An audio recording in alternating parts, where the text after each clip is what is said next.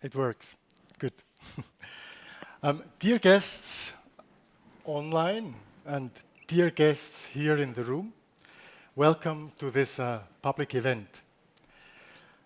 In 2011, a couple of months after the Swiss NGO DRR Platform was founded, we organized a first annual event. The topic, DRR in development, DRR mainstreaming. 11 years later, we are discussing the same topic again. Why? Because mainstreaming DRR and climate change adaptation in development, or risk-informed and climate-resilient programming in international cooperation, as we named it for this word for this event, is still relevant. It seems even more so, despite our efforts. Are we as organizations fit for purpose? Are we as institutions able to provide an enabling environment for our programs? What lessons have we learned? Where are we still struggling? These are some of the issues that we want to exchange in this public event. But we also want to discuss what do we do and what more could we do as NGO community to advance the agenda of risk-informed and climate-resilient development in partner countries and globally, as NGO community, but also as Swiss public civil society community, because we also have guests from SDC with us.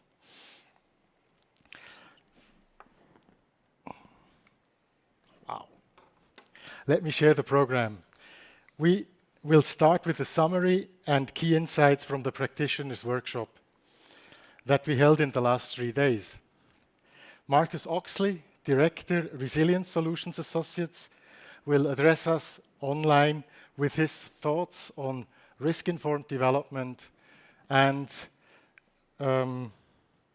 let me have a look, rethinking development cooperation.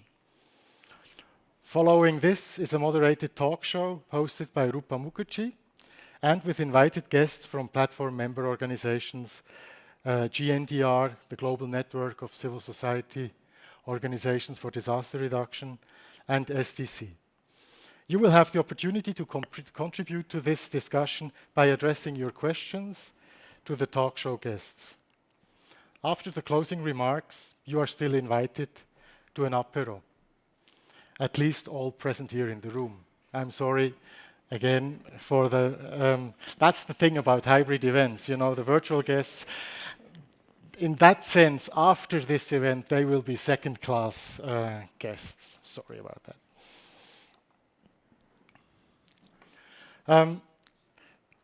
The Swiss NGO, or do you want to do that? Or I can. Okay, yeah, please. Okay, good.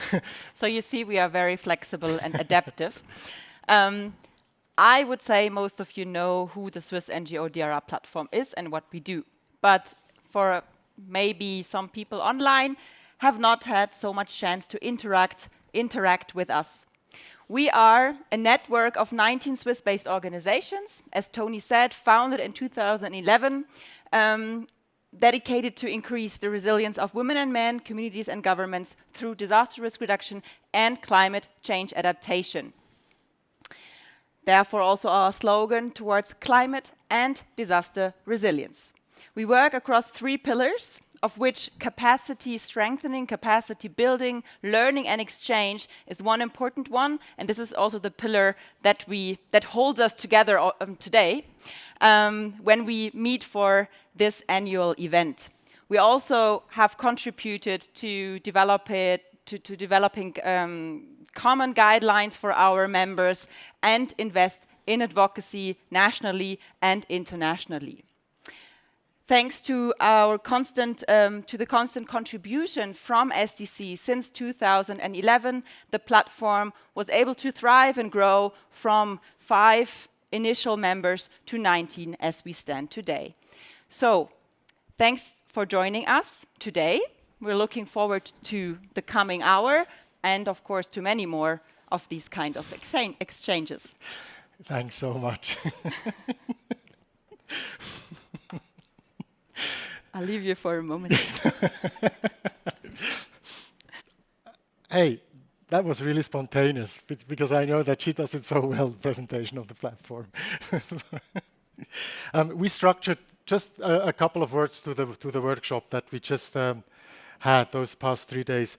We structured it in 3 parts. We had first a focus on DRR and climate change adaptation mainstreaming along the project cycle. We looked at the most common risk screening and climate proofing approaches and tools, and how they are applied in case studies. We then opened our scope to a broader context and had a dialogue with experts in gender and conflict-sensitive program management to learn from their experience. We also looked at the navigation tool from HELVETAS, an effort to integrate transversal topics, and now striving to include climate and disaster resilience. In the third part today, we dealt with institutional level and discussed what needs to be in place to create this enabling environment. And with this, I come to the, let's say, to our insights and to our messages that we would like to address at you here as our audience. Context matters.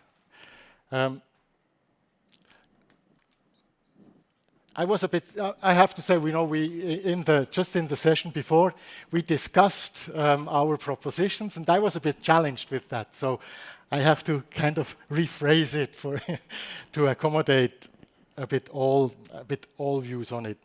But there are different country contexts, different sectors, different partner structures, different approaches and strategies within our organizations.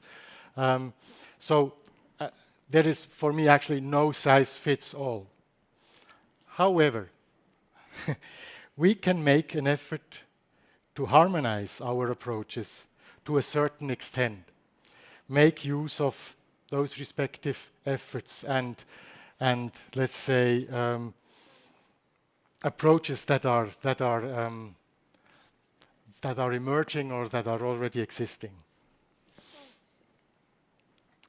The second point that we highlighted, or that was highlighted by our colleagues, by the participants of this workshop, by our community, is keep it simple, but smart. And to elaborate a bit on this and may also make the link to what Tony has said, while there is no one-size-fits-all approach to mainstreaming, we still can agree on certain common ground and common basic, be it here a risk assessment where we can observe, or we need to observe the basic steps and essential elements along the project cycle. And what I mean with that is that in screening, before we are really entering into the planning stage, what are the major steps we need to keep in mind? During the assessment in our planning phase, what is the common ground that we can agree on? But then also simple indicators, but at the same time measuring our mainstreaming approach, because we also found out what's not in the indicators, it's hard to keep track of. And another point that links more to our to the session where we discussed the broader context and what we can learn from other transversal topics was one way or one step towards overcoming the so-called mainstreaming fatigue and also people being overwhelmed with so many topics of mainstreaming and considerations to make is to move from the disruptor that we are, as we are mostly dealing with risks to the general projects and programs, more to an enabler or an improver, or insert a word that fits well. We were still looking for the perfect wording, and to motivate people by building on what has already been achieved, by what is there, to build on that, to complement that, and integrate a learning culture here. Thomas. Thank you. So looking at this mainstreaming circle, we realized that we cannot only focus on one slide, but everything is interlinked and dependent on each other. And we realized that we are very dependent on our management and leadership, and we need really to convince them and to change their mind when it comes to any intervention or any workshop we want to conduct. They always say, yeah, it's a good initiative, but what about the costs? And here we need to convince that they have a mindset shift that it is not about cost, but it's about an investment in the future, that in the end we will save costs. And this is very important, that we even convince our leadership to have a different perspective on the cost and on the investments in the end. Because we know that when we invest $1 or 1 franc in preparedness, then we save maybe 7 or 10 or 5 francs in the response. That was one important insight. And the other insight, making better use of existing resources. This is referring to the platform, for example, because we have good guidelines, we have experts, we can provide assistance, and also in mainstreaming we can help each other, we can learn from each other. So we should make better use of the existing resources, and that's why we're also conducting this event, by the way, because the purpose is that we can learn from each other, that we can share our best practices, and also talk about our failures. Thank you. The last one is a bit an overarching one, because it was Marcus Oxley who will not only present after here as a keynote, but he also opened our workshop with a very interesting and insightful input. And a key thing that struck us, and that we took with us during the 3 days, is that from threats to opportunity, to have a look at risks not only from a negative perspective, but open it, negative and positive, and embrace also the positive, the potentials that the risk can provide. He said, well, quite frankly, that's something that the business community is doing that as business as usual, and we should learn from them. And we came across a couple of, let's say, approaches that where we see opportunities from risk. A very known one is nature-based solutions with multiple benefits there. I mean, and I think I stop here. I don't know how we are with the time, but it's a good. I think it's a good credo to take with us from threat to opportunities. And with this, I think we close the slides. I hope that Marcus is online. Marcus, do you hear us?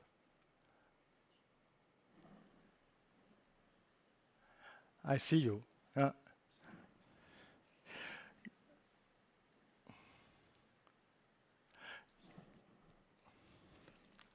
Yeah, just a second. Okay, good. But it's good, really good to have you again with us. Great. Yeah. Let me welcome and introduce Marcus Oxley as our keynote speaker. Marcus is a senior consultant, policy advisor, and practitioner with 30 years operational experience working for international organizations across Africa, Asia, and Europe. Between 2007 and 2017, Marcus was the founding director of the global network of GNDR, established to strengthen the ability of civil society to work collaboratively in partnerships with relevant stakeholders to prevent disasters and advance risk-informed development. And it's from that time that we know Marcus and that we have been working with him, or him providing support or sharing experiences with the platform. In this role, he served as the principal civil society interlocutor in the UN negotiations of the Sendai Framework for Disaster Risk Reduction and provided policy inputs to negotiations of the Sustainable Development Goals and climate change agreements. In 2018, Marcus established a consultancy practice, Resilience Solutions Associates, providing research, capacity strengthening, and technical advisory services to address climate and disaster resilience, adaptation, and sustainability challenges for private and public sector clients. Thank you, Marcus, for joining us online. Please, you have the floor. Okay, thank you, Tony, and lovely to be back again. I was with you on Wednesday, so I hope you've had a very thought-provoking and useful few days. So I'm going to share some thoughts on risk-informed development and ideas about risk. It's funny, you know, I was joking with a colleague earlier about this different perceptions of risk, and as an Englishman, I would say there's a high degree of negative risk that England might be knocked out of the World Cup tonight. Now, if I was a Frenchman, I would say there actually is a very strong positive risk that France might actually knock out England of the World Cup tonight. So this is the same event, but a very different perception of that event. And of course, in many ways, I often say that disasters are just the other side of the coin of development. So disasters are an indicator of unsustainable development. Also, in understanding what knocks down our development also gives us a unique insight into how to build back and how to build better before a more resilient, more sustainable, enduring development. So just anyway, listen, I'm going to share a screen with you, and I've got a few slides just to go through. So hopefully this will come up on your screen. So just give me a nod when it's there and I'll put it on the big screen. Is that there? We see the comment section on the side, so maybe yes. Yeah, you got it right. Now it's okay. correct. Yeah. Okay, so I've called this Rethinking Development Cooperation because I think really it is our development cooperation really which should be the exemplar of what this risk-informed development is meant to be. So let me go through this. So let me just first of all explain why this is important. So what I'm showing you here is a slide that the UN DRR presented at the Bali Global Platform a few months ago.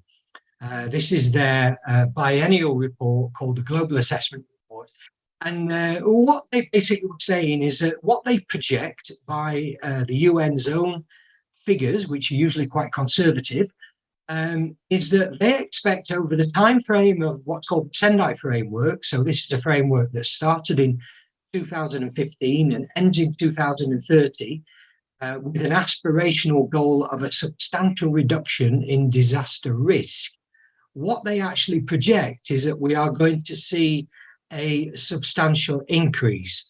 They put a figure of 40% there, which I think by any account is a substantial increase in disaster risk.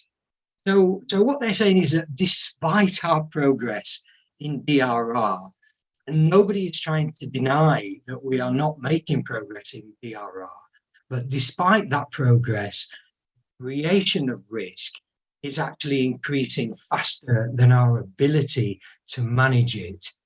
So that really is a very, very important, statement to get our heads around. And also, when we're talking about the climate adaptation agenda and climate mitigation, I also read the recent report there, the climate adaptation report, with a similar story. We're not saying progress has been made, but it's too little and it's too slow. And of course, the default of this, you know, if we don't mitigate quickly enough and if we don't adapt enough, then ultimately it drops down into loss and damage, which is a form of an emergency relief fund.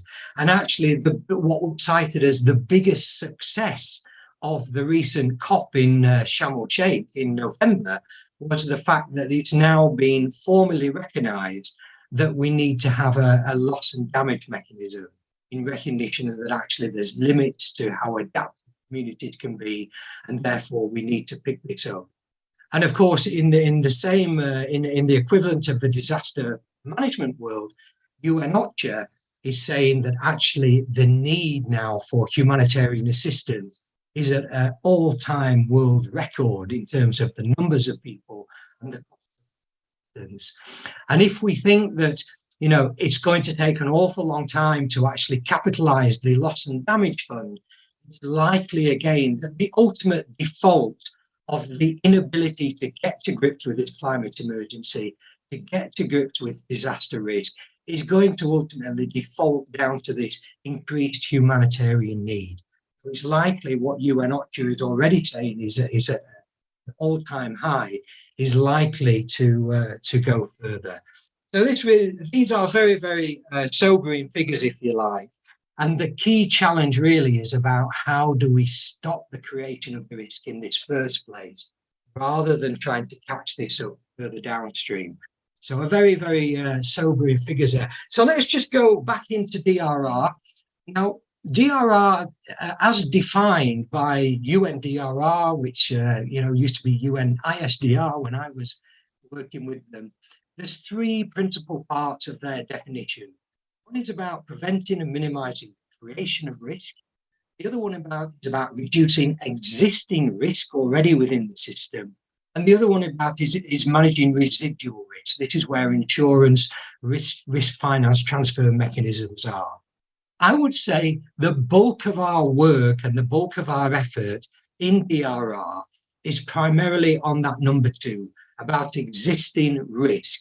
It's about, how to make people better prepared, how they're better able to respond, how they can recover, how can we protect people from the existing risk within the systems. That's where I think the bulk of our progress has been made.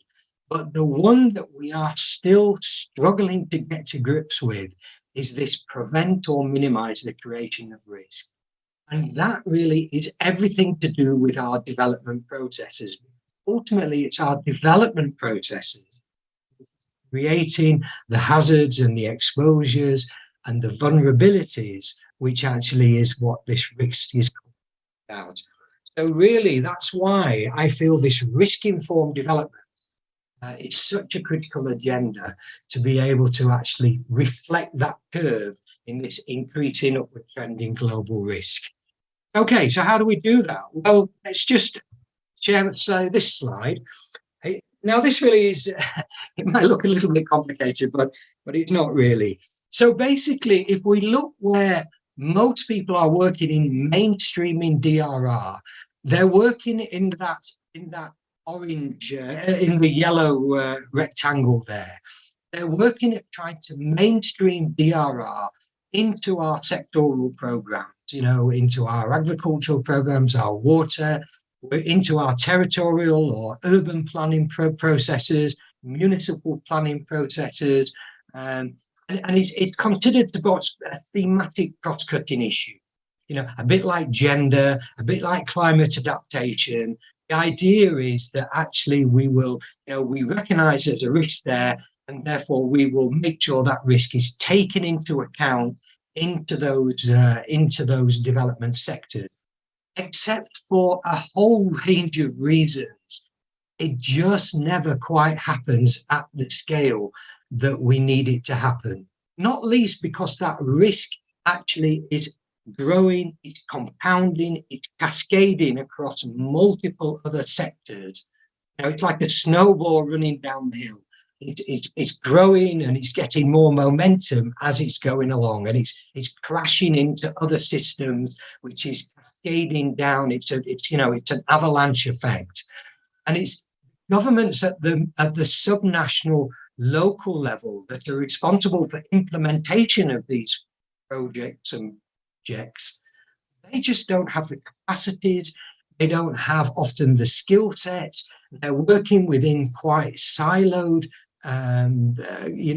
sectoral frameworks. So they don't. It is enormously difficult to deal with systemic risk on a sector by sector basis.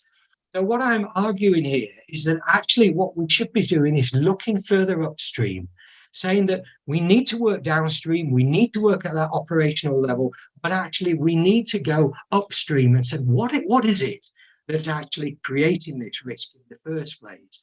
And when you look at development planning in a country context, usually there's what is often referred to as the mother plan. And the mother plan is what's called a national strategic development plan or a national development strategy. And that is the core plan. And essentially, it's very closely aligned to what governments call their economic growth strategy.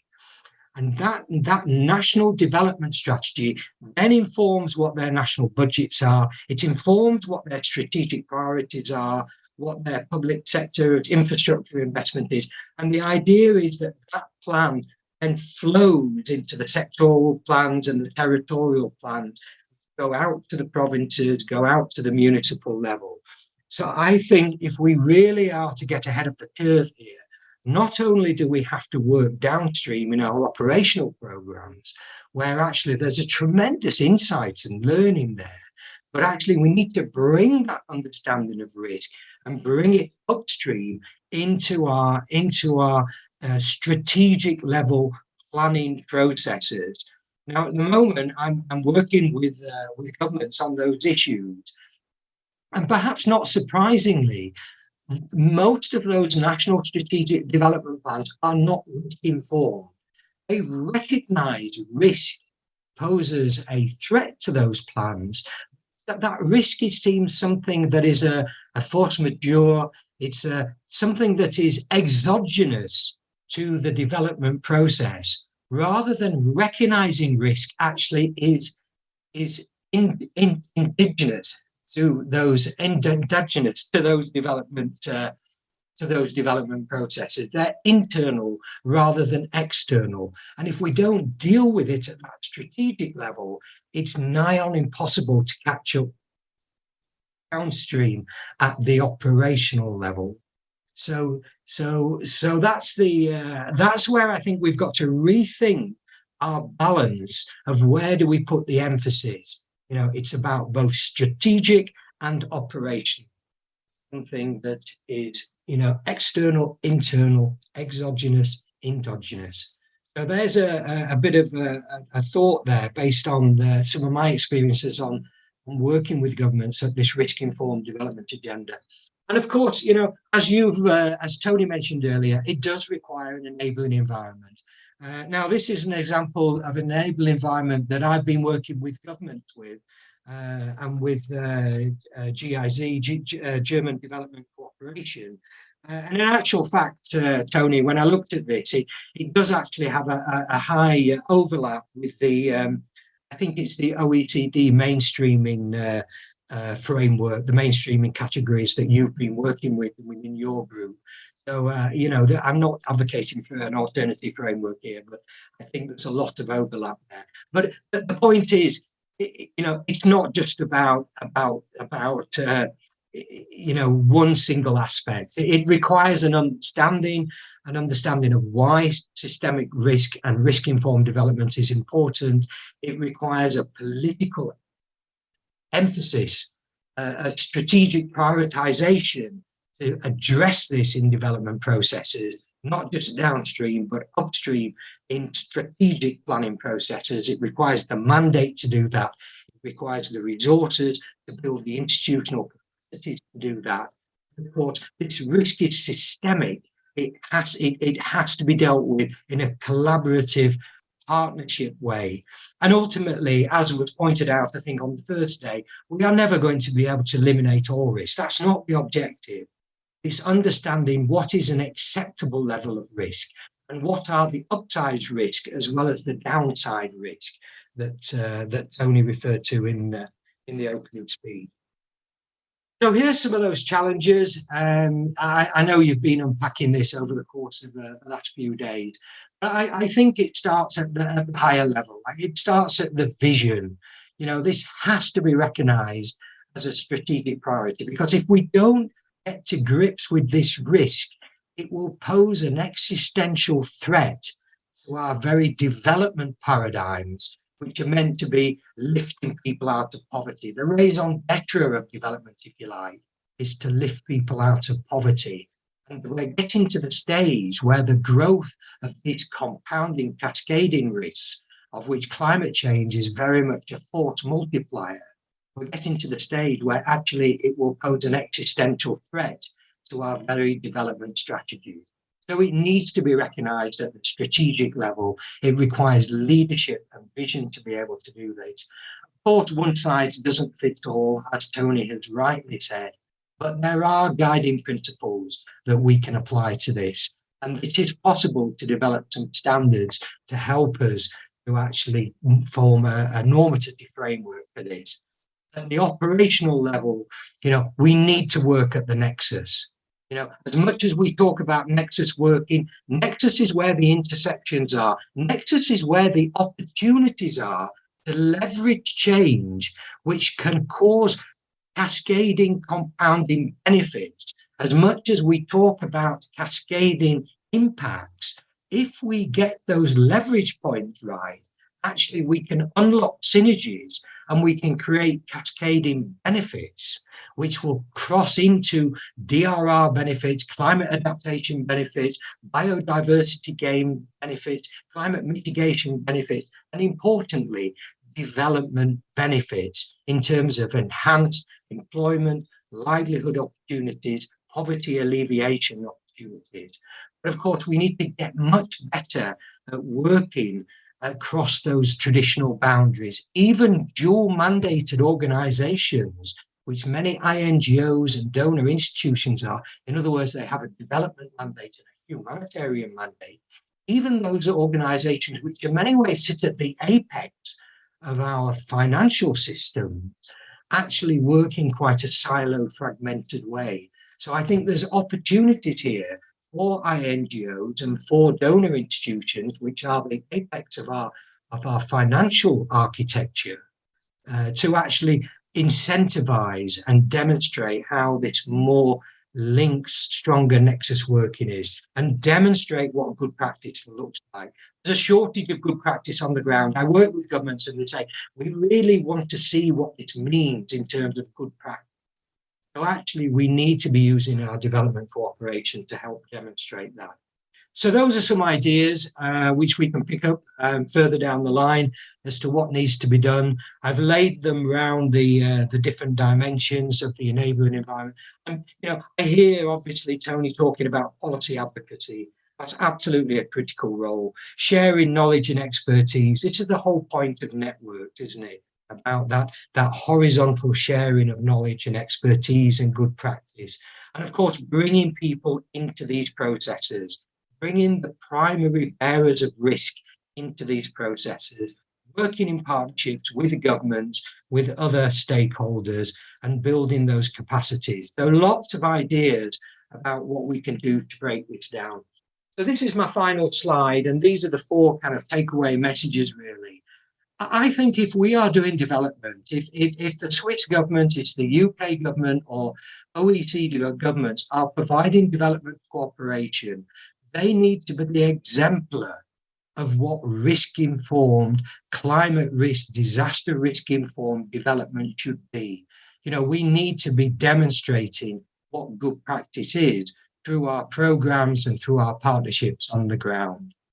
You know, and we need to recognize that if our development is not risk-informed, then ultimately it's not going to be sustainable in the context of the climate changes we're seeing, the emergency, the climate emergency, the environmental emergency, and all these, compounding, interacting factors there.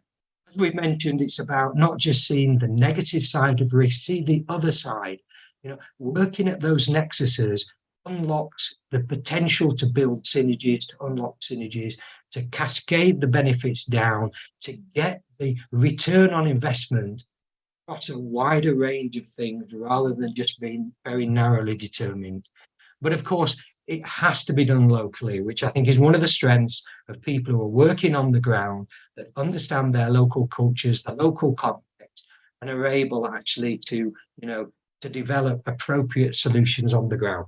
So there's an awful lot in that. I'm going to stop there. I think we've got a bit of a discussion session now, haven't we? So shall I stop the screen share there, Tony? Is that the plan?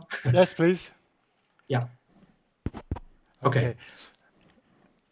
No, I should not look there, but there, because that's where Marcus is. Okay. Thanks a lot, Marcus, for sharing your insights into the topic. Thanks also for highlighting those potential entry points and actions for civil society and governmental organizations, and for sharing your thoughts on how to rethink development cooperation.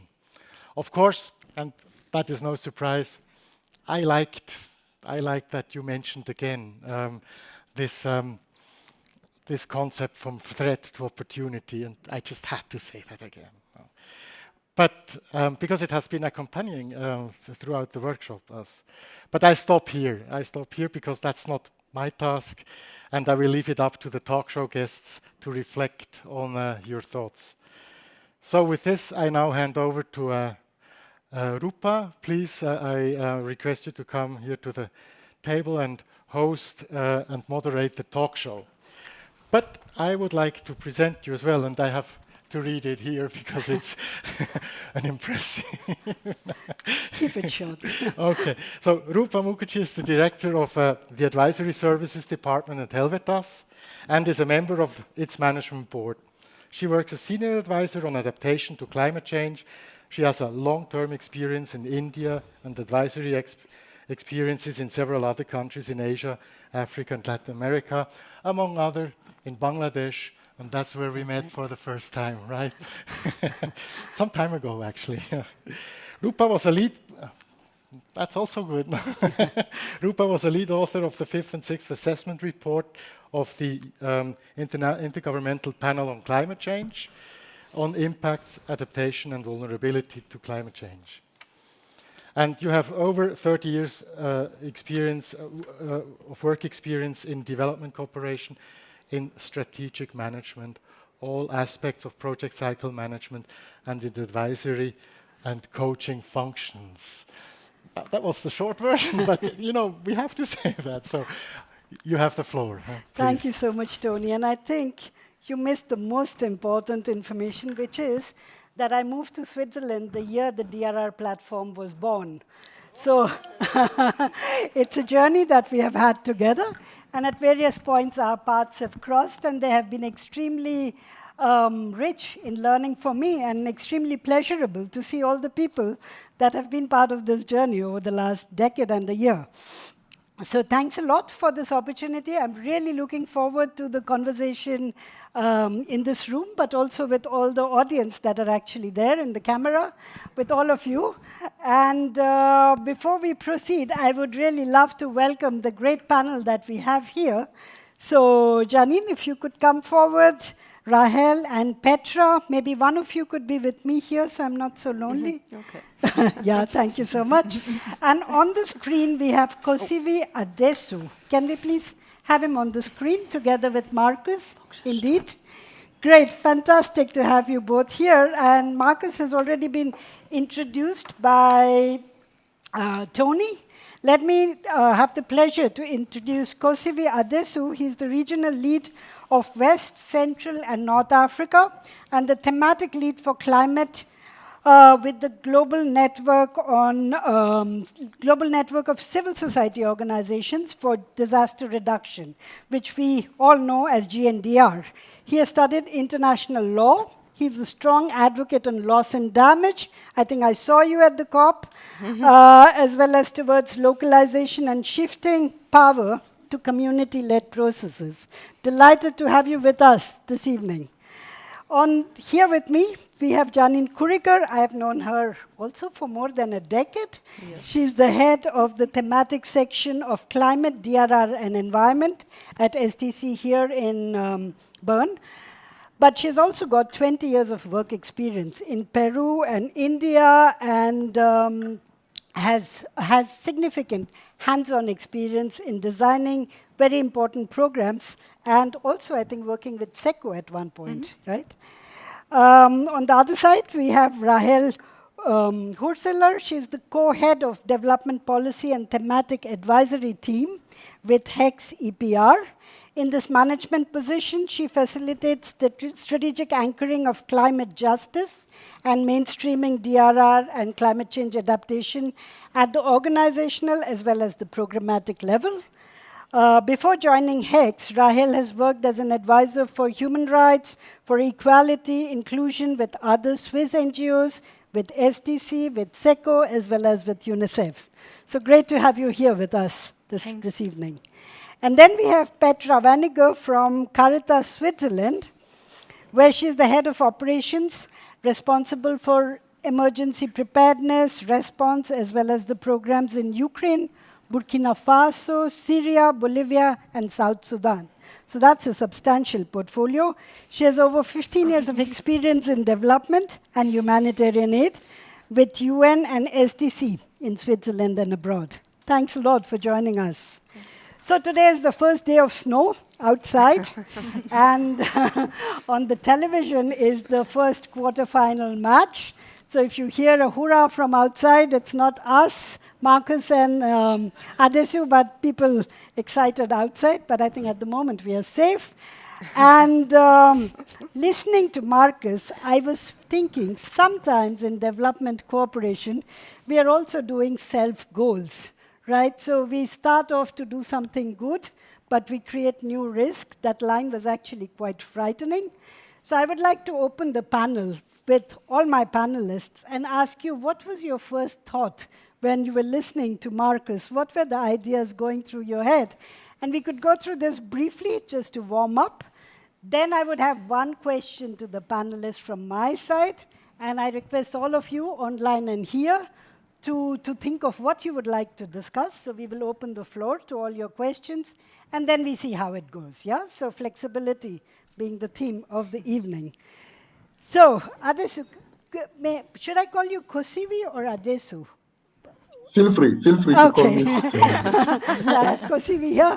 So let me begin with you. What was the thought going through your head as you were listening to Marcus and his presentation? Thank you so much. Good afternoon, everyone. Pleasure to meet you all, and thanks to the platform for associating GNDF to this event. Marcus is my first director in DRR, so it's like a normal environment for me, and I can see how immense and how diverse, the reflection is. But this also shows that DRR is a very complex area, complex because it's not an autonomous area, but it invites different sectors, it invites different reflection, it invites different actors with different views to build only one thing, which is resilience in this case. So this is quite complex. I've also learned after years that we can be sure of a strategy today, and tomorrow find that we are wrong. So the approach is not stable. We are still in movement. We are moving from step to step. As Marcus said it clearly, from the Hyogo framework to the Sender framework, we've moved. There was a big shift, and that shift is also seen and experimented on the ground on daily basis. So there is no definitive answer, I would say, but we are in the progress with good faith and a lot of evidence from the ground that are leading our process. Thank you. Thank you very much. And indeed, learning and constantly re-evaluating and building. Very important thoughts. I come to you now, Petra, and feel free to build on what Kosivi already said. What were your first thoughts? Thank you very much also for these first inputs, and also Marcus, there were some expressions which alerted me, but already for some time, I think also in Caritas we are talking about climate change, or are we talking about climate emergency today? And so this is something I think we as institutions, organizations, we need to reflect on. I think we work a lot on the long-term development path.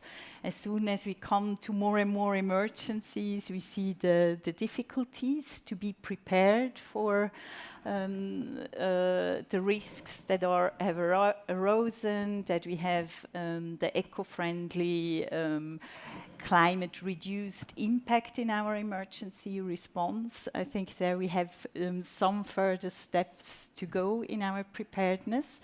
So there is kind of good news on really mainstreaming risk assessment tools in long-term programming. But when it comes to immediate responses, I think there we have some way to go. And yeah. These were the first thoughts I was thinking. Thank you very much. And indeed, the nexus being both an area of great leverage, but requiring a lot of attention and funding as well, right? We all talk about it, but there is no nexus financing, really. Yeah. So I come to you, Rahel. What were your thoughts? And feel free to build on the other comments. Yes, I would agree on that. I mean, listening to all these presentations and also to Marcus, I would also say, like, the feeling are two-sided. So looking just at the statistics, we could be quite depressing.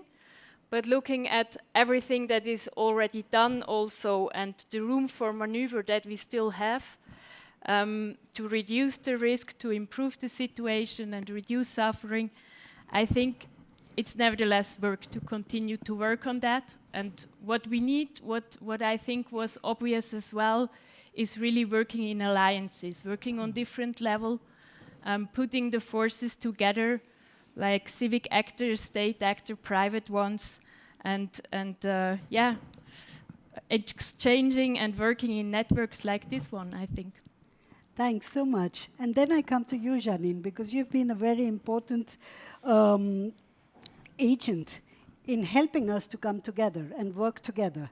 So when you heard Marcus's presentation, what thoughts did you have? Are we moving in the right direction? I think we try to move into the right direction, but on the other hand, also what we see is actually that despite, I think, all the evidence that is out there, the scientific evidence that we have, all the disasters with which we are confronted over the year, like the horrible floods this year in Pakistan, for instance, or also all the news that we get about the risk and also the disasters, it still seems not to be common sense and not be really internalized that we really have to do risk-informed planning and development. And I think that's something which is somehow worrying, because I think everybody's confronted, governments are suffering, costs are increasing because of disasters. I mean, if we look at the numbers that are out there with regards to loss and damages, we talk of trillions and billions and trillions that would be needed to respond. But even though everything is on the table, we're still not yet there that we systematically integrate it into our development planning. And this holds true for governments, but I think this also holds true for the work that we are doing. And at SDC, I would say we also still are in the process of making sure that in a systematic way we integrate climate and other natural hazards, potential risk into our different activities, be it at the strategic level, be it at the operational level. Thanks a lot, Janine. And I would like to build on the reference that you made to how the last year has been, the scale of the enormity of the losses that we have experienced, not only in Pakistan, but across the world, which has been really a wake-up. And that was the energy behind the loss and damage discussions also at the last COP. It was desperation, it was frustration, it was anger. So a lot of emotions behind all the discussions. I would like to come to you, Marcus, now, and I understand when you present to us, moving from local to sectoral to really national governments and national strategies to improve the understanding of risk and also to build that element of dealing with risk in national strategies and policies, so moving up the stream. Do you find good examples of governments picking up this concern and reflecting them in how they do their planning or resource allocation? Are there some good examples? Well, at the operational level, there are definitely examples. But in terms of, when I've been looking at the national development plans, so this is a plan that is usually put together with advice from the World Bank and the UNDP. And when I look at the tools that they use to understand what their, basically when you look at the National Strategic Development Plan, it's an economic growth strategy. Because as I've said earlier, that is the rationale of a development, is that this is how we are going to alleviate poverty by growing our economy, which is going to create jobs, livelihoods and employment. That's the core of the plan.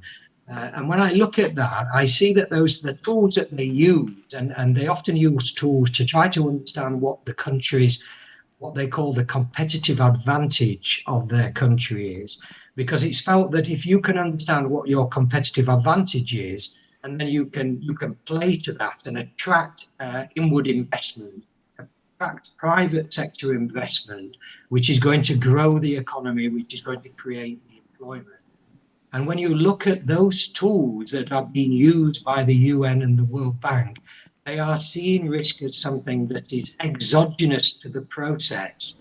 And therefore, they are trying to capture that risk further downstream through mainstreaming into the operational plan. So I'm not seeing it at that national level. The only country that I'm working in at the moment where I see the government now is really looking at this and is open to this as they are redrafting their national strategic development plan is in Lesotho in Southern Africa.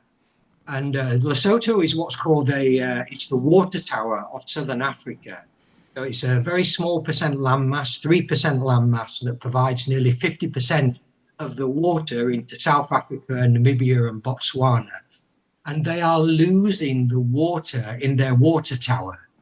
Of course, if they lose that, they lose their energy systems, they lose their their industrial growth strategy, they lose their domestic water supply, their agricultural water supply.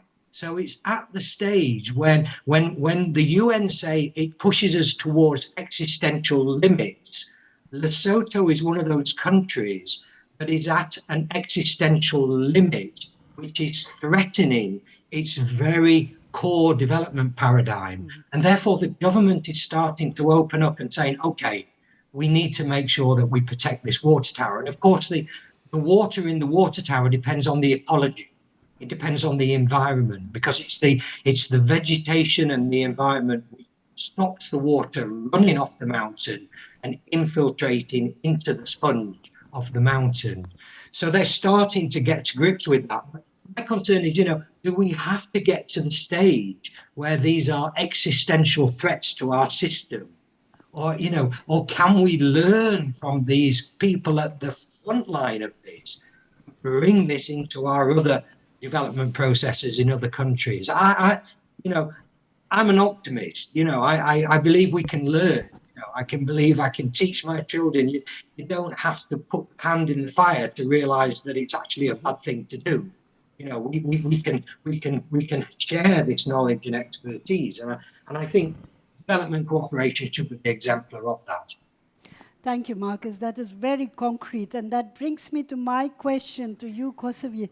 For me, the loss and damage discussion is extremely tragic, and the fact that we reach this point where we have to talk about the fund means the failure of everything else before it. So failure of inadequate mitigation, inadequate action on adaptation, and then we land at this very, very unfortunate place where resources will never be enough. So we need to do a lot more upstream. Now, are we learning enough from local action that Marcus referred to with regard to doing more on prevention? And you represent the biggest network, I think, on DRR. Are we learning enough? Thank you so much. I would say, coming to the loss and damage, there is a lot to do. There is a way to go, you know. And for now, in my view, we have continued to perpetuate the WIM tradition, the Vaso International Mechanism tradition. And I think it's time to go beyond that mechanism while keeping it as the starting point. That's my first view. And, you know, when Marcus was defining the risk, he mentioned two keywords, minimize and, if my notes are correct, and prevent. And if you go to the Article 8 of the Paris Agreement, then you hear about minimizing, averting, and addressing, which means that there is a common point among these two different thematic, if you want, where it's important to convey, to invite the members to sit, I mean the actor to sit and reflect on how to work together and to integrate, you know, both topics in the same basket. You know, when we are talking about risk-informed development, then we are thinking about anticipation. We are thinking about, because we talk about the strategic level and also the implementation level.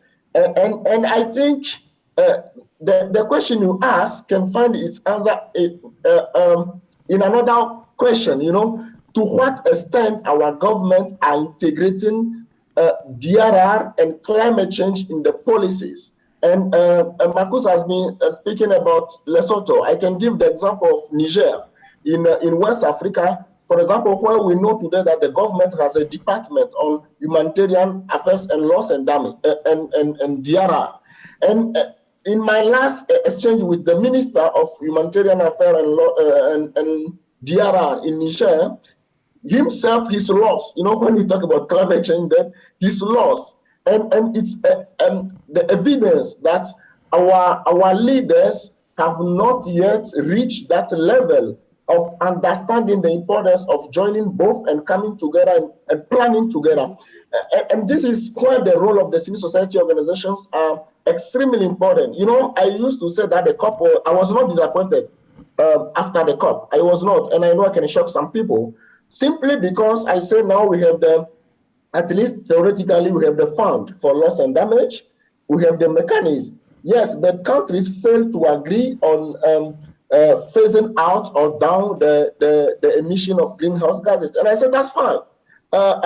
You know, animals, generally, when they see they feel danger or disaster, then they run away. And human being who we are, we wait till the danger comes to our home before we start taking decision, which is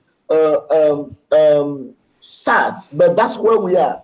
And again, I believe that the decision on loss and damage today is not automatically supposed to come from the COP, because the decision from the COP should not be sufficient to change the mindset and to change the attitude of the countries. We've seen a lot of decisions that have been taken during the COPs and that have not changed the world. So I again stick on the role of the civil society organization at national level to really push the decision makers, including the parliamentarian, to change the rules. Because once the law are changing at the national level, probably things can move. And the change will happen only at the national level, either at the local or national level. So it's important to continue to put pressure on the countries that you have agreed to put fund for loss and damage, but you are not yet working to tackle the root causes of loss and damage, which is like, it doesn't make any sense. So instead of putting money only, also do your exercise, your homework to shift the quantity of greenhouse gases and to reduce the loss and damage. That's the best way to build resilience. Thank you. Excellent points. Thank you so much. And this linkage back to actions that we take is so vital, so important to do that consistently at all levels. That brings me actually to you, Janine. You did fantastic work in India unpackaging for specific states the risk graphic that Marcus shared, the IPCC graphic of risk being a combination of the hazard, vulnerability, and exposure. And you shared that with the governments. Did it open new possibilities of looking at risk reduction with governments?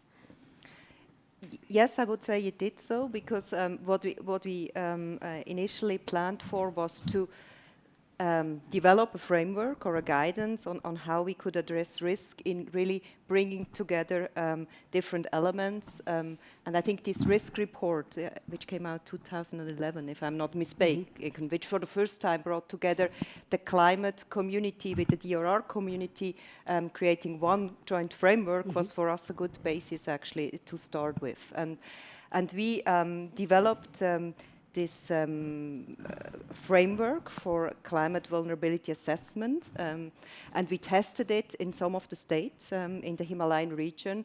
And based on the experiences that we made, really seeing what worked well, what was difficult, how could we adjust it, we managed to come up with a common framework for the entire Himalayan region.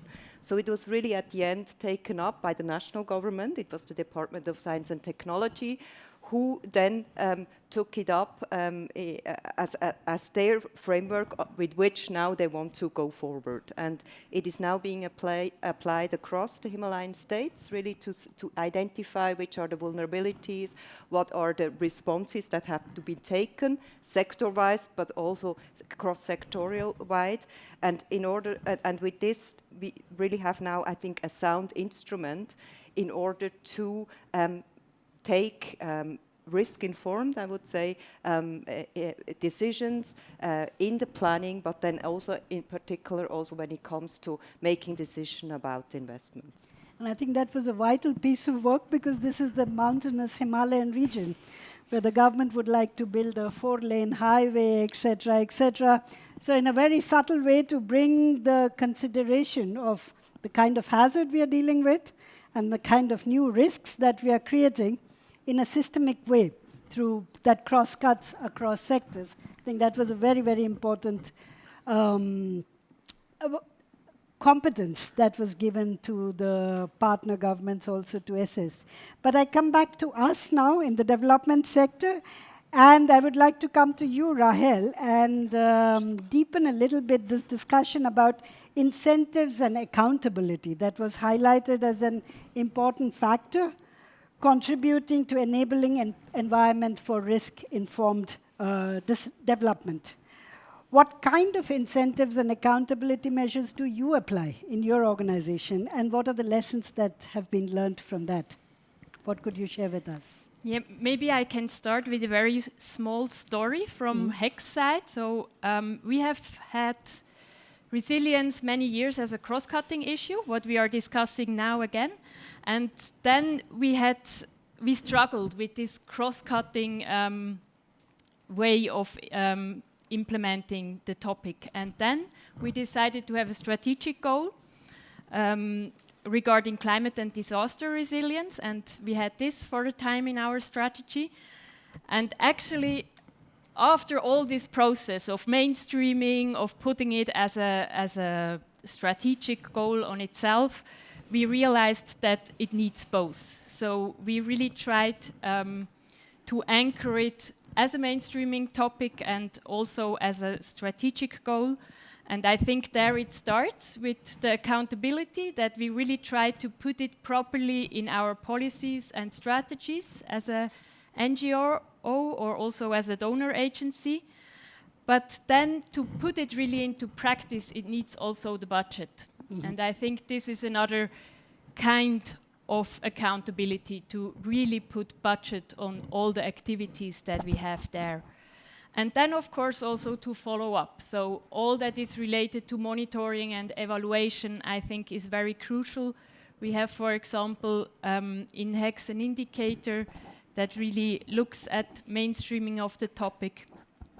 But beyond that, we heard how important that the mindset is as well.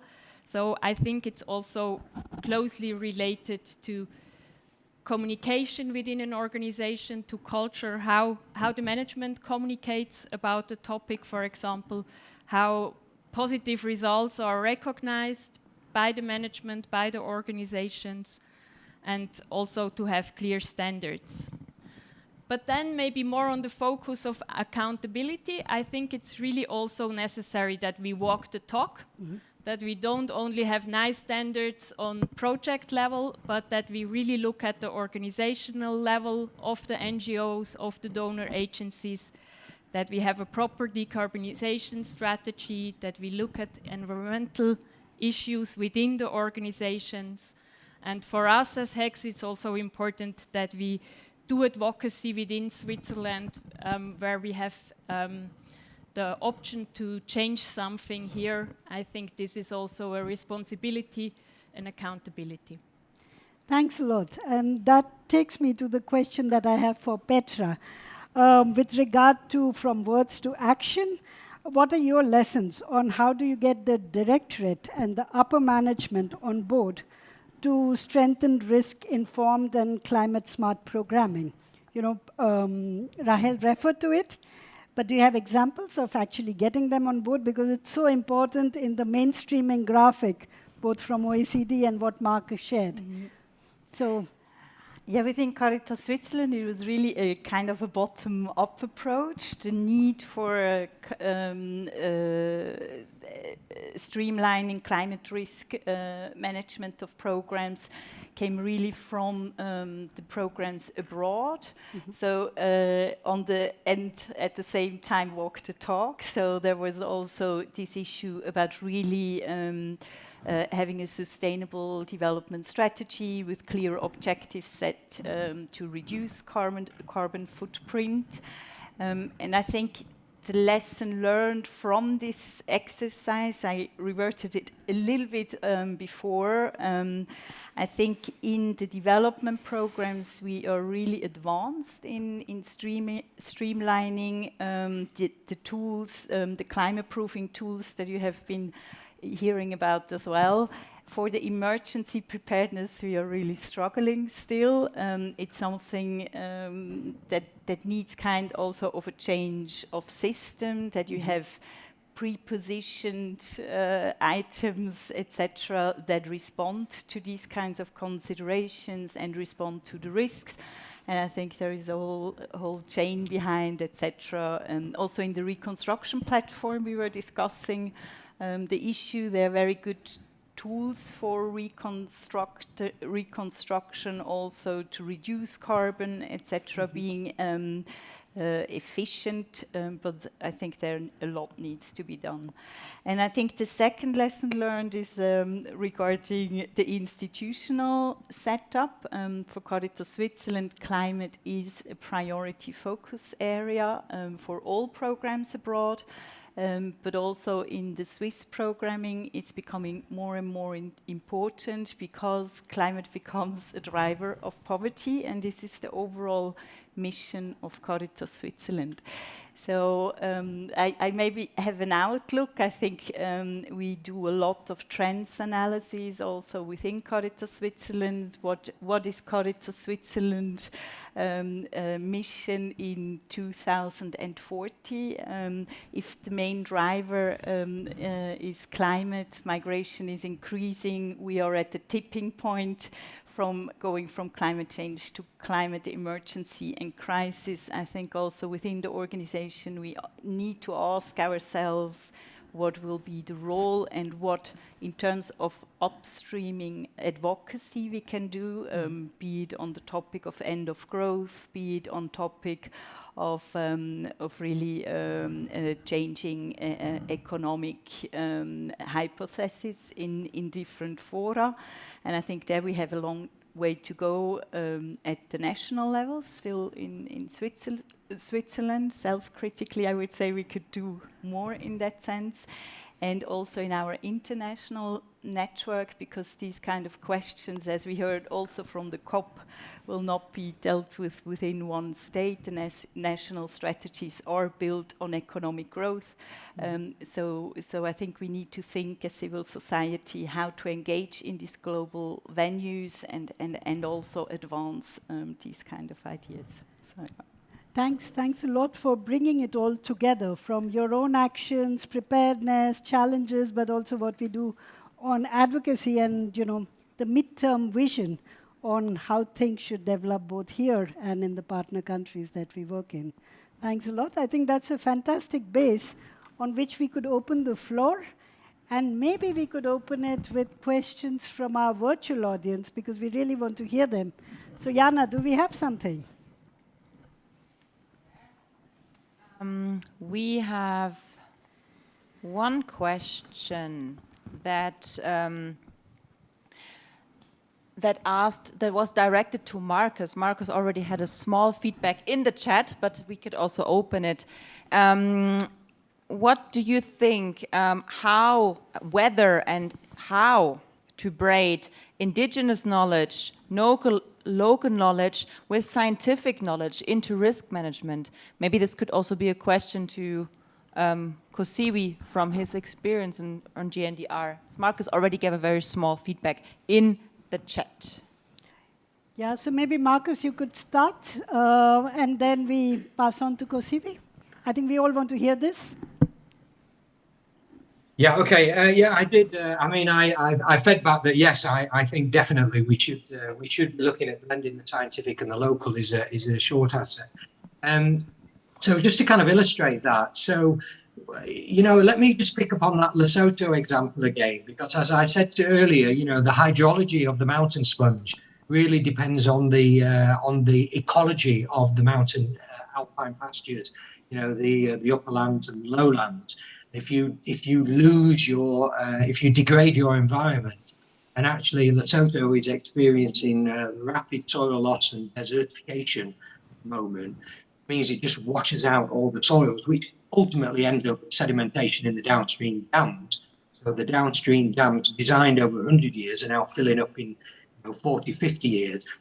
The people who understand those upland pastures and, you know, the people who graze that land, the people who work on that land, of course, are the local people. And so they absolutely have the agency and have the knowledge as to how you can regenerate those water catchments. You know, that is the local knowledge and expertise. And ultimately, this is not just about protection of our environment. We've gone beyond that. This is about regeneration of our environment and our ecosystems. And these local people are the key. You know, they live there. They live and breathe it. They absolutely have the intimacy of understanding that, you know, people who are outside, external to those environments do not have. So they have the agency, they have the knowledge, they have the expertise, and they absolutely have the self-interest to make sure that this works for them and their future families. So they need to be brought into the processes, and we need to value and respect that, because if we need to get the job done, we need to ask the people who actually have to do it, the people who are bearing that risk. Absolutely, big yes for me. And maybe to build a bit on that, Kosiwi, are we doing enough of that? Are we listening enough to the people who are actually managing our ecosystems, or there's a disconnect? First of all, it's important, as Marcus said, to stick on the fact that the local communities are the frontliners of the and because of that, they experiment any hazard, any challenge, and they try to solve it on their way before even we come with the international support or the funding. So we can't solve problem with money. And I was saying that economy shouldn't be the indicator anymore. The resilience of human beings should be the indicator in this kind. And if the resilience of human being becomes the indicator, then the local knowledge are extremely important. this should not exclude the scientific knowledge, but this should be done in a very complementary way to make sure that the scientific knowledge, the scientific forecast or prediction is informed by the local knowledge, and the local knowledge plays key role in the development process. That's the only way we can build a sustainable resilience. Unfortunately, we are not yet there. The project we call VFL, this from the front line of gender, has shown that. We have a project going on called Local Leadership for Global Impact, which is about localizing climate projection. And again, we understand that as far as we'll continue to do with the National Met Service, with their vocabulary, with their system of predicting, then probably communities should not be capable to value this great work that the Met Service have been doing. But when we start to integrate the knowledge and the predicting system of the local communities in the national system, then probably people will find themselves, people will own the process, and people can transform the information into actions. That's how probably we can build resilience. Thank you. Thanks a lot. Are there questions from the room? Yes, there is a mic coming to you. Hi everyone. So first of all, thanks for the very interesting conversations. My question is more on evaluating planning frameworks, right?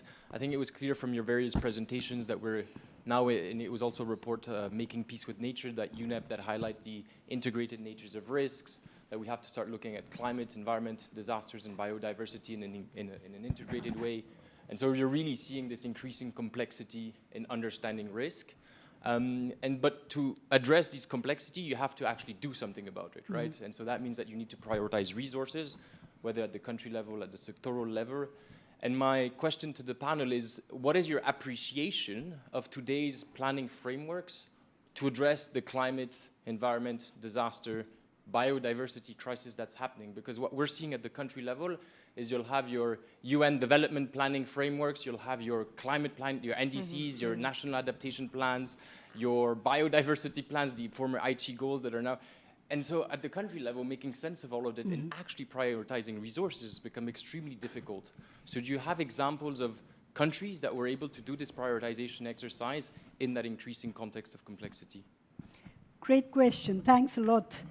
Who amongst the panel would like to address it?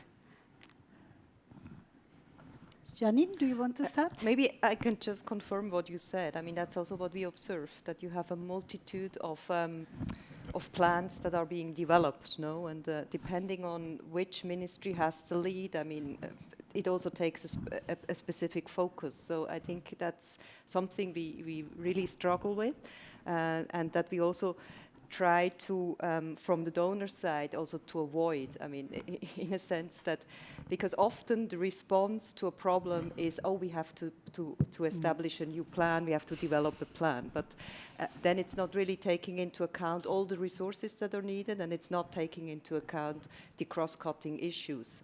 And honestly, I don't have an example where this has been done in a more integrated way, but it's certainly something we will have to address more in the future. I think in working with the countries, but I also think we can still do better in our own projects, and that's something we also looking at within SDC, that we also see how can we better still respond to this increasing complexity of risk that we face, and what would be the integrated responses that we can give towards them. And I think someone said also thinking in terms of co-benefits, because often you might have a specific entry point. I mean, if you're working on agriculture, then you probably take on the agricultural lens, but while doing so, I think, and analyzing the context and the impacts of the different risks, I think you should do that in a comprehensive manner and see then what are related risk, and also to see how can you avoid by taking some action to create risk on the other hand, also do not harm in that sense. So I think it's something we have to remind ourselves also every time we go into a planning process. from your side, would you like to add? Maybe Yeah. if you want me to say something, I think by asking this question, I have the assumption that we all agree that climate is a risk driver, is a super risk driver. And therefore, there is no sense, in my view, to have, for example, what we call National Adaptation Plan, and then have a letter, the Civil Protection Agency working on DRR without talking to the Ministry of Environment that is leading the climate policy. So, for example, I was very happy this year at the COP because for the first time I personally tried to talk with the government of Togo, and I told them, you know, there is no sense for you to come to the COP as Ministry of Environment without the department responsible of DRR. There is no sense. And luckily, they came together, they worked together. This shows clearly that there is no space, there is no gap between climate change and DRR. Climate change is a super risk driver, and once we understand that, we should put in place plans that should go beyond adaptation. Plan that will work on climate change, simply. And that plan should integrate DRR, and as my colleague from SDC said, probably there is a need to promote another way, a comprehensive management of risk and disaster. That's how I see it. So there is no example I can give you on the table. I will come back to VFL to say that we have something in hand that have shown that the problems are so complex, but at the local level, they are the same. So we can build through one solution instead of coming with different solutions for a problem which is the same on the ground.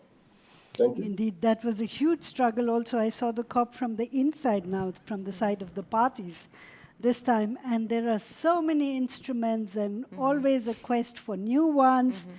And it's absolutely beyond the capacities of nations to do this. And it's absolutely true. Things come together at the national level, at the district or whatever, governance level, and ultimately at the community level.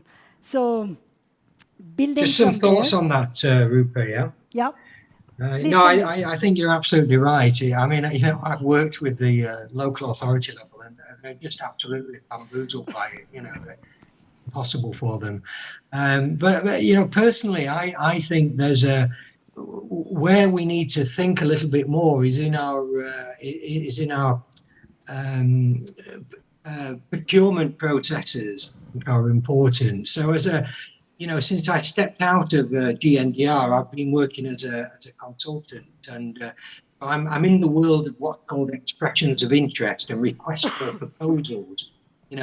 And when I look at these proposals, what I see is that they are very narrowly defined. There will be a call under a climate fund or a DRR fund or an environmental fund. And I will go back to them and say, actually, there's a way to do this that you could actually unlock a lot of co-benefits here with a little bit more thought in the way that you're putting this together. You could actually tick a lot of boxes here and get a much better return on your investment.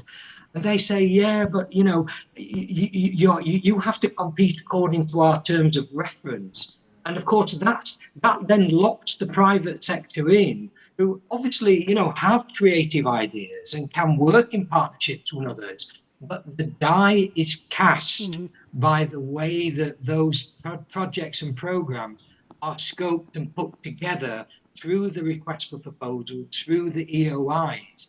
And I think that's what we need to get much more smarter in the way that we should be selecting projects that demonstrate they are ticking the DRR box, they are ticking the CC, climate adaptation box, they are ticking the mitigation box, they are ticking the biodiversity box, and really, making sure that our investments are really holistic in the way that they are being conceived and designed and actually evaluated before they go through to actually build and operate. So I think it's partly the way that our system is is much too narrowly defining these, and it's a lot to do with the funding structures.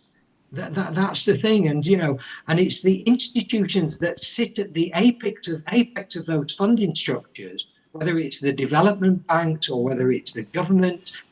They have a leverage and influence over the way they are put together, but we too readily default into this narrowly defined.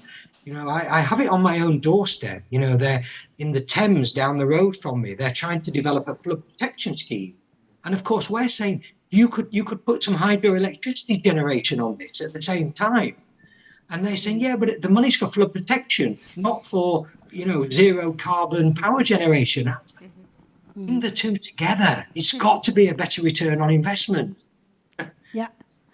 Marcus, I hope you saw all the nods in the room, because everything that you said resonated with all of us here. We are all in that frame of responding to things when we actually see the logic of expanding and interlinking. And so would you, Janine, from the donor side. But it's really these co-benefits, these nexus, where there is so much potential. Is there another question? Yeah, Nicole.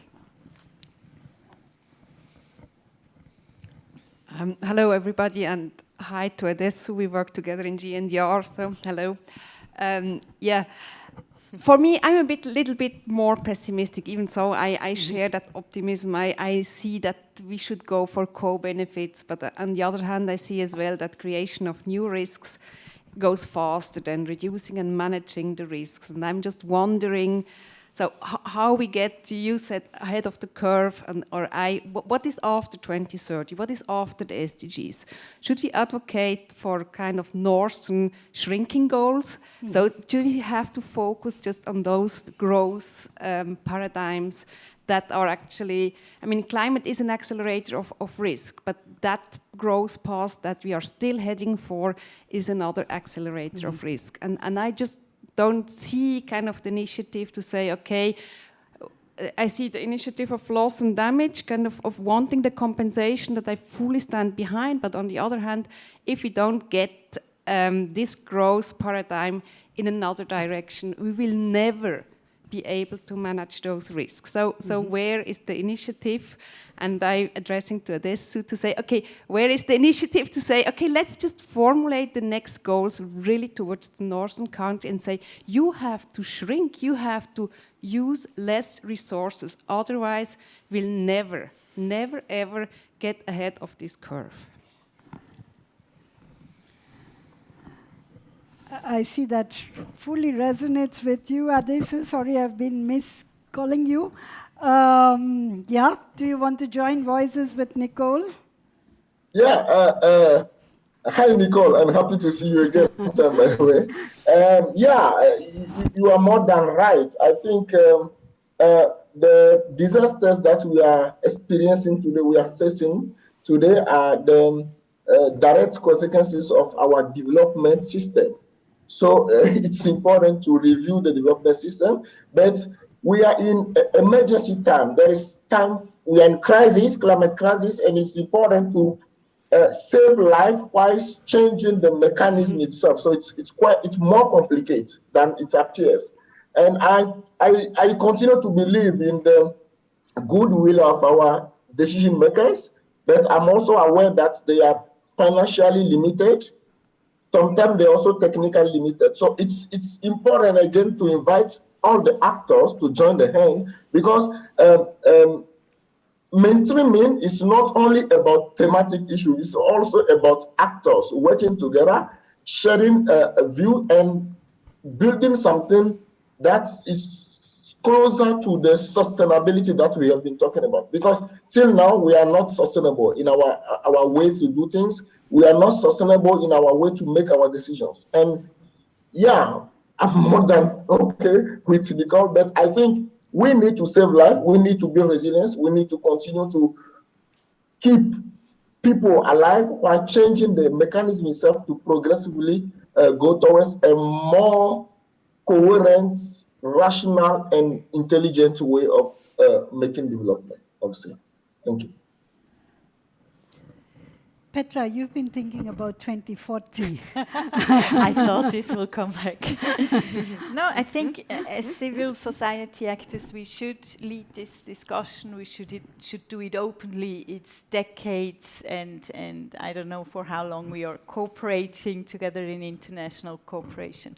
Let's put these things on the table, and I think there should be some advocacy coming from our organizations. I think it can be within Switzerland from these kind of platforms and other venues. It can be individual, the organizations, and again, it should also be in global networks. I think even in Caritas Internationalis, we have a long way to go in the strategy. There is still no climate on the strategic framework. So even within our networks, we have to advocate to put these points and sustainability on the agenda. And I think we have a responsibility here, and all together, I think it's one humanity in that sense. Yeah. Thanks a lot. Any burning questions? Because I know I stand between you and the apero and the goal by Neymar. Maybe we can still catch it. But I would still like to give Rahel and Janine and Marcus the opportunity of a last comment to close this session, because I think we talked a lot, but we realized that there's a lot more to do, and this is an ongoing conversation. So I don't pressurize to make you to make a concluding comment, but any last thought you would like to share? I just want to take up the statement from Nicole and also from you, Petra, as well. I would completely agree on that. Like, it's not anymore resilience or DRR or development that is going on in the global south, but it's really obvious that it's also about climate justice. It's about what the northern countries are doing, how they can reduce and contribute. And I think this responsibility we have to take on, and we should do it jointly, but we should do it with courage and soon. Ambition, yeah. Thanks a lot. Rahel, I come to you. Marcus? I think you might be... Okay, yeah. So I think the starting point is, your own operations, your own programming. So I think the opportunity there is for SDC and the Swiss NGO group to work together to, not necessarily, to me, it's not about additional resource. It's about using the resource that you've already got more wisely and really unlocking synergies and getting the greater return on the investment. But to do that, you've got to break down some of this fragmented thinking. You've got to start thinking more systems. You've got to understand what the complementarity of the partnerships are between state, non-state, local, national, international, and really bring this together in a complementary, coherent way. And I think that should be the exemplar that the SDC and the Swiss NGO should be aspiring towards, because it is badly needed. If we get to 2030 and the UN turns around and said, well, we had a 10-year Hyogo framework, we had a 15-year Sendai framework, both of them were about bringing about a substantial reduction. Actually, there was a substantial increase. We need another framework. Maybe we need a 20-year framework. We've lost the plot. There's a systemic problem there with the way that these frameworks and the architecture that we've got to address these problems. And we need to be bold enough to challenge some of this and come up with innovative, creative ideas that better represent the way that people on the ground have to live a risk environment in a very complex, uncertain, and integrated way. People have to, they don't differentiate into this is climate risk, this is disaster risk, this is a poverty issue, this is an environment. I mean, the nexus gets stronger the closer you get towards where at-risk people are. Bring them into the process to help understand what some of those solutions are and understand how you can empower and enable that. Thank you very much, Marcus. And that brings me to you, Janine. You've taken big steps to bring humanitarian and development together. How do you see the next steps and, what would your closing thoughts be for this panel? Yeah, I think it's exactly now to make it work. So we have a new structure. We have brought, as you said, development and humanitarian aid more closely together with the aim to really work on the nexus and also to work on different steps from prevention, adaptation, rapid response to reconstruction, so really addressing the whole chain, but we still have to really operationalize it. But what seems to me, for me, important is that I think at the end of the day, our goal is poverty reduction and sustainable development goal. And everything we do has at the end the aim to increase the resilience of the communities, of ecosystems also, I would say, to respond to different type of risks. And I think that should be, for me, the starting point of all the activities that we do. And I think starting already by addressing climate and disaster risk and resilience together is, for me, a good starting point. And I think I'm really pleased to see that that's not only something that is happening within our institution, but it's also something that is shared by the wider community. And we are very much working now towards also in our division to really bring the different communities together, because we have the Sendai framework on one side, we have the UNFCCC on the other, but at the end of the day, it's all about the resilience. And I think there we really have a big opportunity also to really join hands, making use of all the knowledge and competencies that are out there with the different stakeholders, if I think of the organizations more coming from the humanitarian sector, but then also the development agent, and really take these joint forces in order to work towards the common goal. And I think at the institutional level, someone has already, I think, made allusion to it, but I think it's really three things that we need in order to make it happen. Is that we need leadership, we need a commitment at the management level that it is important that we do risk-informed and climate-resilient planning and programming. We need ambassadors within the institutions, so that are everywhere at the head office, but also in the field, who really bring the messages and also are able to inform colleagues and programs to work into this direction. And finally, we need the financial resources. We need the willingness to also allocate resources that we can go into this direction. Thanks, Janine. That is an excellent summary, and it's a call to all of us in our leadership roles, in our ambassadorial roles, and also as managers of finance in different ways, to bring it all together and to see it from the perspective of the communities where it is all lived together. So thanks a lot. It's been a great panel. Thank you very much, our online guests. Everything worked seamlessly. It was great to have you. Thank you very much. And I hand over back to you, Tony. Thanks a lot.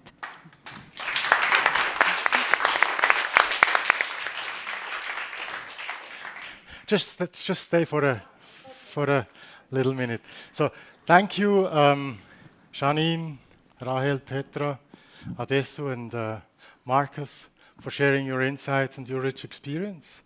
And yeah, it's really nice, Nora, coming up, and just a small gift of appreciation for your support to this event. Huh?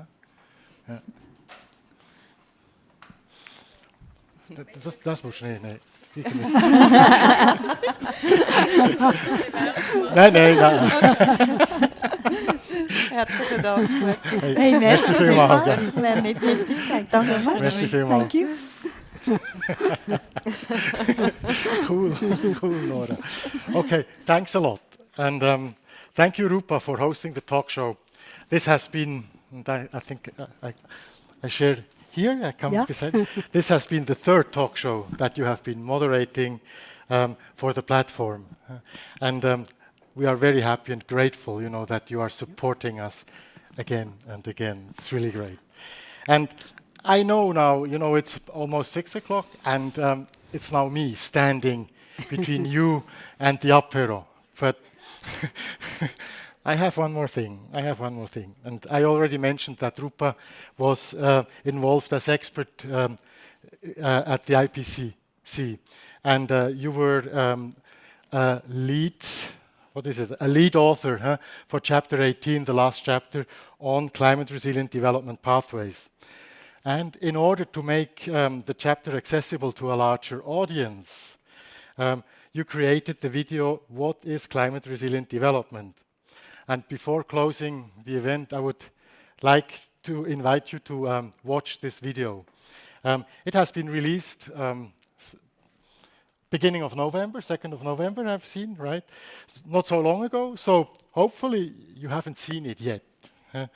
And you told me, and I've seen it, and let's see then what the audience think, but I'll transmit it. You say, it has a very ambitious aim, this video, to translate the content of a 100-page chapter into just under 4 minutes. So please, let's have a look. Let's watch the video. Thanks.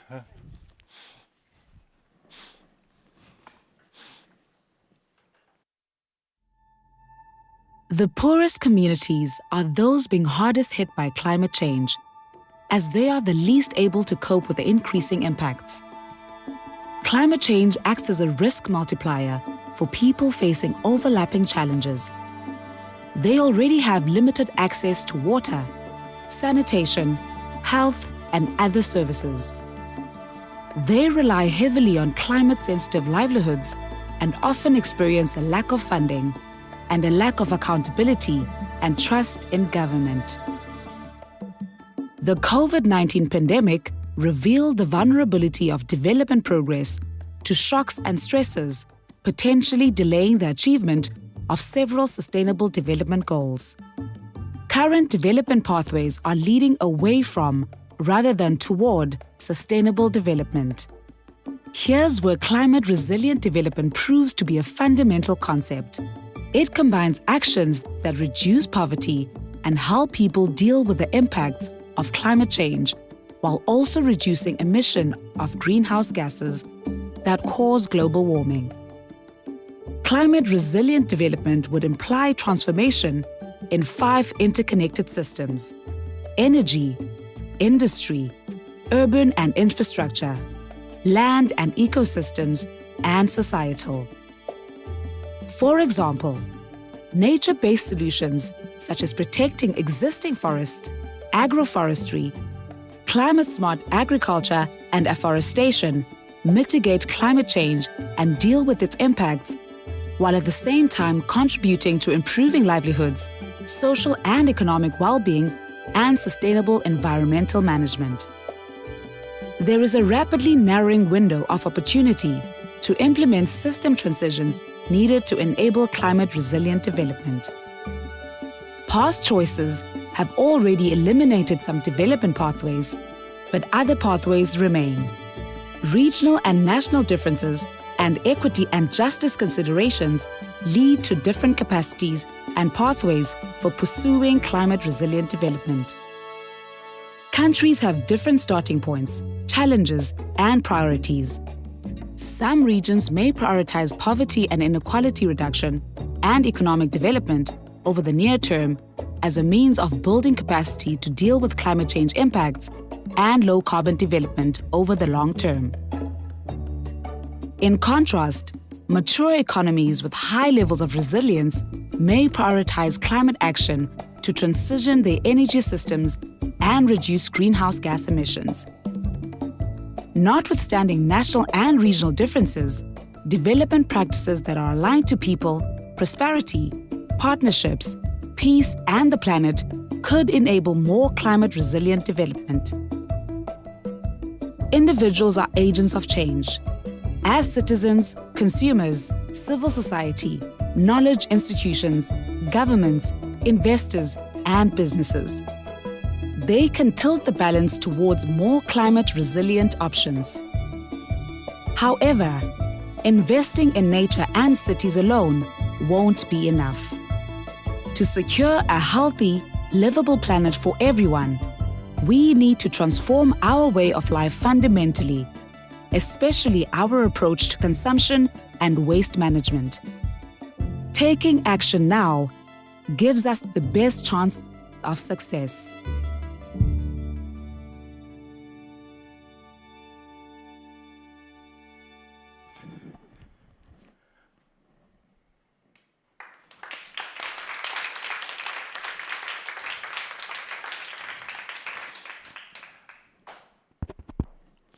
I think that this video is a very nice way to end our annual event 2022.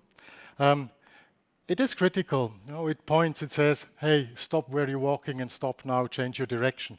But it also offers a solution, and it has this, how would I say, nice optimistic touch of it, you know, and that's what I really like about it, especially in a year like this one here.